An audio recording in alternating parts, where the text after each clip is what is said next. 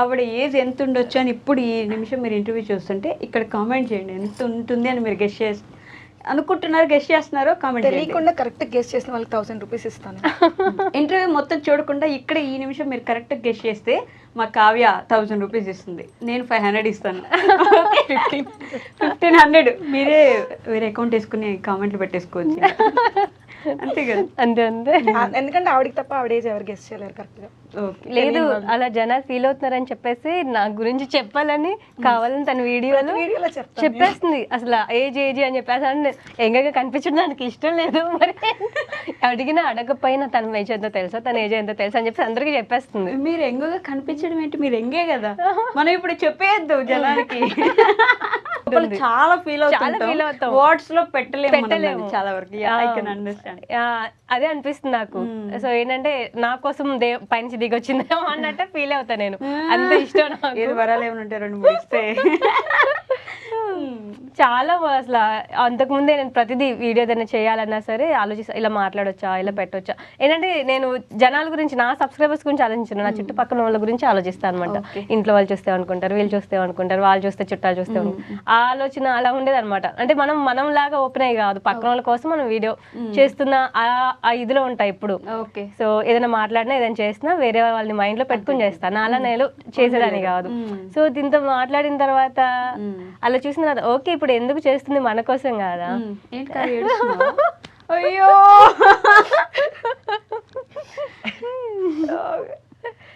Sweet. ఏ చెప్పకపోయినా ప్రేమ అర్థమైందా నీకు? కానీ ఇంకా చెప్పంట. అదే ఎప్పుడైనా అది వీడియోస్ ఎప్పుడైనా ఫ్రెండ్షిప్ గురించి కానీ లేదా నా బర్త్డే అప్పుడు కానీ ఎంత బాగా చేసి పెడుతుందో. నేను అదేం అడగదు, నా ఏమి వద్దు, కొంచెం నా గురించి ఏదైనా మంచి వీడియో ఒకటి పెట్టని అడుగుతున్నమాట. మనకి అలా ఎక్స్ప్లెయిన్ చేయడం అంత మంచిగా చెప్పడం రాదు. ఈవెన్ ఇప్పుడు కూడా మంచిగా చెప్తున్నాను లేదు నాకు తెలియదు, కానీ ఎక్స్ప్లెయిన్ చేయడం రాని వాళ్ళకి లోపల వాళ్ళ మీద చాలా ఎక్కువ ప్రేమ ఉంటుంది తెలుసా. వీళ్ళు మన లోపల మనం ఏం ఫీల్ అవుతున్నాం అనేది వాళ్ళు ఎప్పుడైతే ఎక్స్ప్లెయిన్ చేయలేరో అప్పుడు అర్థమైంది. ఎందుకంటే అంత ప్రేమ ఉన్నప్పుడు ఎలా పెట్టాలి, ఏం చెప్పాలి అసలు అర్థం కాదు. అదే నిజం. I have seen that kind of people అనమాట నా లైఫ్ లో. మనం చూస్తూ ఉంటాం కదా, ఎవరైనా ఇట్లా చెప్పేస్తున్నారంటే వాళ్ళకి బాగా మాట్లాడమైన వచ్చి ఉండాలి ఒకటి, లేదంటే తక్కువ ప్రేమైన ఉండాలి ఇంకొకటి. ఇట్లా ఉన్నారంటే వాళ్ళకి ఎక్కువ ప్రేమ ఉంది, అది ఎగ్జాక్ట్ గా ఎలా పెట్టాలో తెలియట్లేదు అని అర్థం. So I can understand your feeling. So Kavya, ఏంటి నీకు మోస్ట్ హ్యాపీయెస్ట్ ఫీలింగ్ లైఫ్ లో? మోస్ట్ హ్యాపీయెస్ట్ థింగ్ ఏంటి? నేను యూకే వెళ్ళిన రోజు. అవునా? అంతే. దానికోసం ఇప్పుడు చాలా మంది చూస్తారు, నాకు ఏ బ్యాక్గ్రౌండ్ లేదు, నాకు ఎవరు తెలీదు, నా డబ్బులు నేనే ఎర్న్ చేసుకొని నాకు నేను అంతా తెలుసుకొని నేను కష్టపడి నేను వెళ్ళి ఆ రోజు నా కళ నిజమైన రోజు. నేను పెద్దగా దేని గురించి నేను డ్రీమ్స్ కళలు కనలేదు నా లైఫ్ లో, ఇలా అలా అలాగని. సో నేను అనుకున్నాను, అది ఆ రోజు చాలా హ్యాపీ అనిపించింది. ఫస్ట్ ఇంటర్నేషనల్ ఫ్లైట్ ఒక్కదాన్నే వెళ్ళాను, తోడు కూడా ఎవరు లేరు. చాలా ఒక ప్రపంచం దాటి ఇంకొక ప్రపంచంలోకి వెళ్ళాను. పూర్తిగా వెళ్తే ఎప్పుడొస్తామో తిరిగి రాని ప్రపంచం, అలాంటి ప్రపంచానికి ఒక్కరే అలా వెళ్ళిపోవడం అనేది ఒంటరిగా ట్రావెల్ సెల్ఫ్ వెళ్ళాను కదా, ఎవరి సపోర్ట్ లేకుండా. అందుకు ఫ్యామిలీ కానీ అక్కడ కానీ చుట్టుపక్కల కానీ ఎవరు గైడ్ చేసిన వాళ్ళు లేరు ఫస్ట్. సో నాకు చెప్పాలంటే లైఫ్ లో నాకు ప్రతిదీ హ్యాపీయెస్ట్ మూమెంట్. ఇది నా లైఫ్ లో ఇప్పటివరకు హ్యాపీయెస్ట్ అనుకుంటే వెంటనే దాని మించి ప్రతిదీ, అంటే దేనికి ఫస్ట్ బాధపడట్లేదు. సో అందువల్ల నాకు ప్రతిదీ హ్యాపీయెస్ట్ మూమెంట్. ఎస్పెషల్లీ తను చెప్పినట్టే మళ్ళీ నేను చెప్తే బాగుంటుంది అని చెప్పలేదు, కానీ తన ఫ్రెండ్షిప్ ఇందాకే చెప్పావుగా, అట్లా ఎవరు లేరు, ఒక ఫ్రెండ్ లేరు అంటే దొరికిన ఫ్రెండ్ అని. బ్లెస్డ్ అనమాట. నేను చాలా అదృష్టవంతురాల్లా ఫీల్ అవుతాను నేను. సో ఎప్పుడైనా ఈ టైంలో ఫ్రెండ్షిప్ గురించి మళ్ళీ మాట్లాడుతున్నాం కాబట్టి, beginning to ending 45 minutes 50 minutes అయిపోయింది కాబట్టి, మీ ఫ్రెండ్షిప్ గురించి ఇప్పుడైనా చెప్పండి నాకు. ఎలా స్టార్ట్ అయింది? ఈవిడ ఏజ్ మీరు ఇందాక గెస్ట్ చేయకపోయి ఉంటే ఇప్పుడు చెప్తున్నా, బట్ మీరు నిజంగా అప్పుడే గెస్ట్ చేసి ఉంటే మాత్రమే ఆవిడ ఏజ్ మీరు కామెంట్ చేయాలి. 35 years. అంటే ఆడవాళ్ళ ఏజ్ చెప్పొద్దు అంటూ ఉంటారు. మేము చెప్తే ఓకే, మీరు అడగకూడదు కాబట్టి. సో కీర్తి గారి ఏజ్ 35 years, మన కావ్య ఏజ్ 22 years.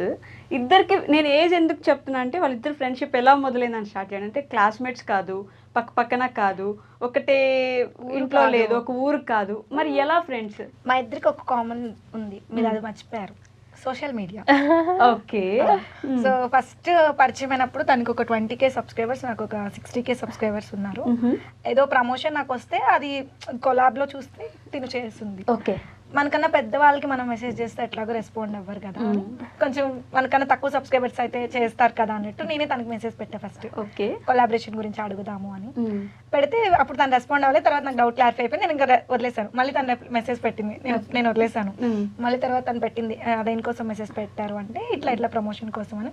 అలా మాట్లాడుతూ ఎక్కడి నుంచి అంటే బాపట్ల అందే. ఇంకా అట్లా ఒకసారి అక్కడ బీచ్ దగ్గర కలిసామన్నమాట. ఓకే. సంక్రాంతి టైంలో లాస్ట్ ఇయర్ సంక్రాంతికి ఫస్ట్ మీట్. లాస్ట్ ఇయర్ కదా? లాస్ట్ ఇయర్ అవునా? కాదు, లాస్ట్ ఇయర్ సంక్రాంతికి నువ్వు యూకేలో ఉన్నావు. ఈ సంక్రాంతికి లాస్ట్ ఇయర్ సంక్రాంతి మనం ఫస్ట్ కలిసి. ఈ ఇయర్ సంక్రాంతి అంటే జనవరిలో, లాస్ట్ ఇయర్ సంక్రాంతి అంటే లాస్ట్ ఇయర్ జనవరిలో. లాస్ట్ ఇయర్ జనవరి ఫస్ట్ పరిచయం అన్నమాట. అప్పుడు నేను తన అక్క అనే పిలిచేదాన్ని.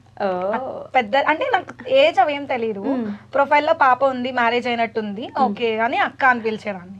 తర్వాత కట్ చేస్తే మధ్యలో ఇంకెప్పుడు మాటలేం లేవు. రీసెంట్ గా సెప్టెంబర్లోనేమో 25 సెప్టెంబర్లో నేను ఇంకా హైదరాబాద్ లో వెకేట్ చేసి వెళ్ళిపోతున్నాను. ఆ టైంలో తను మధ్యలో 1-2 సార్లు ఏదైనా హాయ్ బాయ్ అంతే, ఏదో ప్రమోషన్ రిలేటెడ్ వర్క్ పర్పస్ మీద మాట్లాడిన తప్ప ఇంకెప్పుడేం మాకు పరిచయం అంతేం లేదు. సో ఫస్ట్ టైం వెళ్ళిపోతున్నావు కదా, ఒకసారి ఇక్కడే ఉండి ఇన్నాళ్ళు కలవలేదు, మా ఇంటికి రా అప్పుడే చెప్పింది. అక్కడ బీచ్ దగ్గర నన్ను కలవడానికి వచ్చినప్పుడు మా ఇంటికి ఒకసారి రావాలి రా అంటే వస్తానన్నాను. అందుకు సరే అడుగుతున్నారు కదా ఒకసారి వెళ్ళొద్దాము అని. వెళ్ళి నిద్రపోయావా? సీరియస్లీ నిద్రపోయిందా? ఇక్కడికి వచ్చిన నిద్రపోవడం అనేది.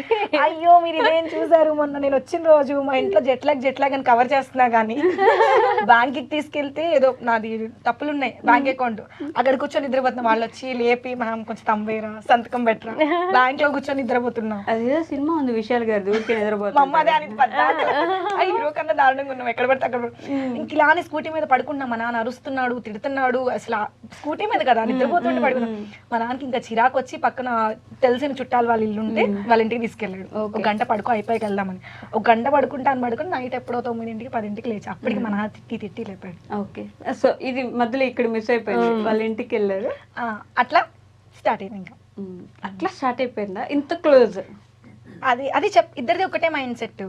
అప్పుడు జనరల్ గా మాట్లాడుకుంటాం కదా ఏమైనా టాపిక్స్ అలా మాట్లాడుకున్నప్పుడు, సో నేను ఏదైతే ఎలా చేస్తానో తను అలానే చేస్తుంది, నాకేమి ఇష్టమో తనకి అదే ఇష్టం. ఏది ఇష్టం లేదు మెంటాలిటీ ఈవెన్ ప్రతిదీ ఆల్మోస్ట్ అసలు ఏంటంటే ఏదో నేను ఆన్సర్ పేపర్ ముందు లీక్ చేసేస్తే తను చూసి చెప్పినట్టు సేమ్ అంతే ఉండేది అనమాట. మీకు 10 years ముందు మీరు ఎలా చేయాలనుకుంటున్నారో అవన్నీ ఇప్పుడు కరెక్ట్ ఎలా ఉంది, తనకి ఏది ఇష్టం. ఒక పని ఇప్పుడు ఏదైనా మీరు అది చేశారంటే ఎందుకు చేసావని మీరు అడగాలి. మనం అదే తను చేస్తుందంటే నేను ఎందుకు చేశాను అడగక్కర్లేదు, నేను చేస్తే తను అడగక్కర్లేదు. బికాస్ ఇద్దరు ఒకేలా ఆలోచిస్తాం. ఎందుకు చేసి ఉండితో ఈ అమ్మాయి చెప్పేస్తుంది, నేను ఆ పని ఎందుకు చేశాను నీ అమ్మాయిని అడిగితే సరిపోద్ది, తను ఏం చేస్తుంది అని అడిగితే సరిపోతుంది. వీళ్ళిద్దరు ముద్దు పేర్లు కూడా ఉన్నాయి గైస్, ఏంటండి అవి చెప్తారు మాకు. ఇందాక పిలుచుకుంటుంటే విన్నాను నేను, చిన్ను ఇద్దరు చిన్ను అని పిలుచుకుంటారు. అవి యాక్చువల్లీ ముద్దు పేర్లు కాదు. ఓకే, అంటే మరి పెద్ద ఏమన్నాయేంటి అలా చెప్పండి. నాకేం సంబంధం లేదు, నేను చెప్పను. నాకేం సంబంధం లేదు. చిన్ను చెప్పాలి అడిగినప్పుడు. నీ ఫోన్ లో నా పేరు ఏం సేవ్ చేసుకున్నావు చెప్పు, అది చెప్పు. నా ఫోన్ లేదు. పిగ్ అని సేవ్ చేసుకుంది. ఏంటి పిగ్గా? అది అంటే చిన్న పంది పిల్లలా ఉంటారు ఆలోచిస్తే నిజంగా అనిపిస్తుంది కదా. ఇంటర్వ్యూలో నుంచి క్యూట్ గా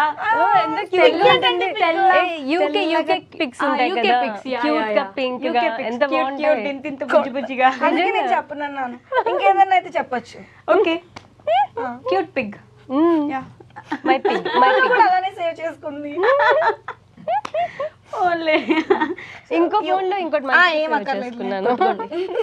కొట్టుకోండి పర్లేదు. నేను యూకే వెళ్ళే ముందు కూడా హార్డ్లీ 3-4 times కలిసాం అంతే. యూకే వెళ్ళిన తర్వాత బాగా క్లోజ్ అయ్యారా? ముందే క్లోజ్ అయిపోయాను, వెళ్ళొద్దండి నన్ను యూకే. క్లోజ్ అయిపోవు కదా ఇక్కడ ఉండిపోనా? ముందే లేదు, ఇక్కడ బానే ఉంది కదా, అంత దూరం వెళ్ళి ఎందుకు చక్క సిరీస్ చేసుకుంటూ ఇంకా బెటర్ గా సంపాదించుకుంటావు, అక్కడికి వెళ్ళి అంత కష్టపడి. ఇక్కడ ఉంటే నాకు ఇన్కమ్ ఇంకా బాగా వచ్చేది. ఓకే, 3 ఇక్కడ ఏం చేసేదాన్ని. అక్కడికి వెళ్ళి అంత ఇబ్బంది పడాల్సింది ఎవరు లేకోకుండా అంత అవసరమే ఉంది. చక్క ఇక్కడ ఉండి ఇంకా బెటర్ గా ఉంటుంది, ఇంకా మంచి అవకాశాలు వస్తాయి, చక్క సిరీస్ ఇంకా చేసుకుని మంచిగా చేసుకోవచ్చు అన్నాను. అంటే మేము ఎలా ఫ్రెండ్స్ అయ్యామో మాకే తెలియదు, నేను ఏం చెప్తాను. అందుకు నేను స్కిప్ చేద్దాం అనుకున్నా, మీరు గుర్తు పెట్టుకొని మరీ అడిగారు.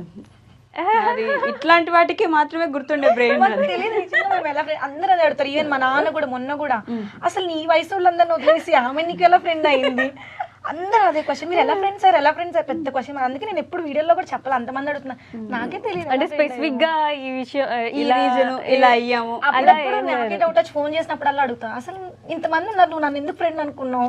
అప్పుడు ఒక డైలాగ్ ఇన్స్టాగ్రామ్ లో రీల్స్ ఉంటాయి, ఇంత మంది ఉండగా నువ్వే నా ఫ్రెండ్ ఎందుకు అయ్యావో తెలుసా, ఎందుకంటే మన ఇద్దరం ఎదలం కాబట్టి. అంతే నాకు నెలకు ఒకసారి అడుగుతా మన ఇద్దరం ఎలా ఫ్రెండ్స్ అయ్యాం చిన్న అని. లవ్ ఎక్కువైనప్పుడు అలా అడుగుతూ ఉంటుంది. ఓకే, సో హ్యాపీయెస్ట్ అయిపోయింది. అలానే ది మోస్ట్ సాడెస్ట్ మూమెంట్ ఏంటి కీర్తి గారు మీకు లైఫ్ లో? మోస్ట్ సాడెస్టా అంటే ప్రతిదీ అంత తీసేసుకున్నాను అనమాట. సో హ్యాపీ అయినా సాడ్ అయినా సరే, సో దాన్ని ఎక్కువ ఫీల్ అయిపోయి అయ్యో ఇది జరిగిపోయింది అని చెప్పేసి ప్రతిదీ ఫీల్ అవ్వను అసలు. ఓకే, వదిలేస్తా అనమాట. ఓకే జరిగింది, నెక్స్ట్ ఏం జరుగుతుంది అంతే. సో ఇది నా సాడెస్ట్ పార్ట్, ఇది నా హ్యాపీయెస్ట్ పార్ట్, అలా పర్టికులర్గా గుర్తు పెట్టుకునే అంత ఇదిగా నాకేం ఉండదు. ఓకే, అంత తీసుకోను అనమాట హార్ట్కి, ఏదైనా సరే వెళ్ళిపోతుంది అంతే. So Kavya? Same, no saddest. No saddest because she is sadist. అది నిజమే, కరెక్టే వీళ్ళ పక్కన ఉన్న వాళ్ళని అడగాలి ఆ పార్ట్. స్పెషల్ యూకే ఫ్రెండ్స్ ఉన్నారు కదా, వాళ్ళని అడిగితే బాగా వద్దు, వాళ్ళని అసలు అడగద్దు, వాళ్ళు ఇంకా మొహాన సైకో సాడిస్ట్ నిజంగానే అనేస్తారు. నేనే అంటున్నా, వాళ్ళదే ఉంది. తెలిసిపోయింది. ఇంటర్వ్యూకి ముందు కొంచెం మాట్లాడతారు. మంచి సాడిస్ట్, మంచి సాడిస్ట్, క్యూట్ పంది, అలానే మంచి సాడిస్ట్. మీరు మర్చిపోయిన గుర్తు చేసేటట్టున్నారు.